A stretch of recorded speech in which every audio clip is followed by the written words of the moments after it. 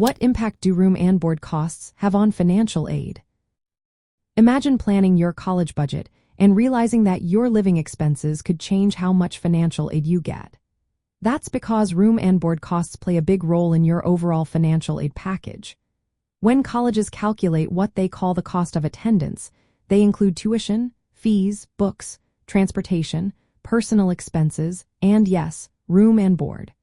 The total of these expenses helps determine how much aid you might qualify for.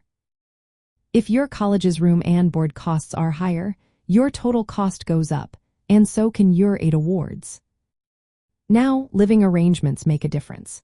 If you live on campus in a dormitory, the college usually estimates your room and board costs based on the room type. For example, a standard dorm room might cost around $5,000 a year, but if you choose a private room or a suite, it could be closer to $8,000. Off-campus housing costs vary even more depending on the city or town. Living in a city like New York or San Francisco can mean monthly rent of over $1,000, which adds up fast. In smaller towns or rural areas, rent might be much lower, sometimes under $500 a month. If you live at home with your family, your college might estimate your room and board costs at a lower amount, often between $1,300 and $8,000 per year. Even if you live at home, colleges recognize you still have some living expenses, so they include a small allowance for that. When you fill out the free application for federal student aid, or FAFSA, you tell the college where you plan to live. If you change your housing plans later, your college can adjust your financial aid based on your new living situation.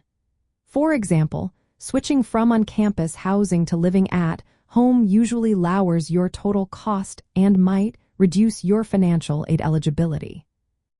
Some scholarships and grants also cover room and board costs.